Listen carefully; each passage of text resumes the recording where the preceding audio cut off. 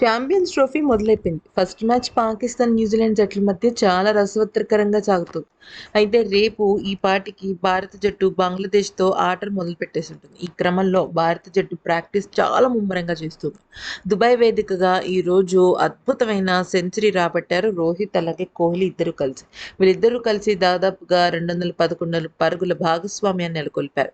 ముఖ్యంగా బ్యాటింగ్‌లోనూ, బౌలింగ్‌లోనూ భారత జట్టు ఆటగాళ్లు ఆల్‌రౌండ్ ప్రదర్శన చేశారు.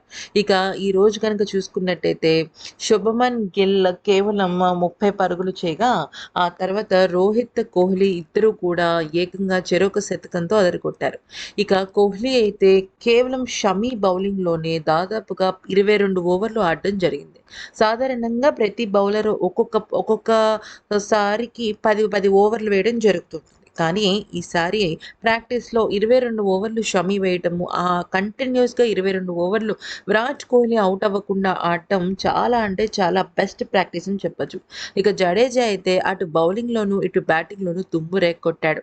ఇక రెండవ మ్యాచ్‌కి గనుక చూసుకున్నట్టయితే రోహిత్, శుభ్మన్ గిల్ ఇద్దరు కూడా చాలా అంటే చాలా బాగా ఆడారు. మొత్తం మీద మొత్తం మీద గనక చూసుకున్నట్లయితే మన భారత జట్టు చాలా అద్భుతంగా రాణిస్తుంది. మొదటి మ్యాచ్ బంగ్లాదేశ్‌తోనే కాబట్టి భారత జట్టు కొంచెం ఊపిరి పీల్చుకున్నట్టు ఉంటుంది. అలాగే బెస్ట్ ప్రాక్టీస్ సెషన్స్ కూడా పూర్తయిపోతాయి.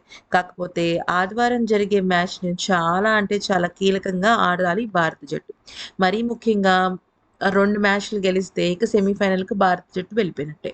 ఈరోజు న్యూజిలాండ్‌తో పాకిస్తాన్ జట్టు ఆట చూసినట్టయితే ఆదివారం కూడా పాకిస్తాన్‌పై భారత జట్టు గెలుపు ఖాయమని అర్థమవుతుంది.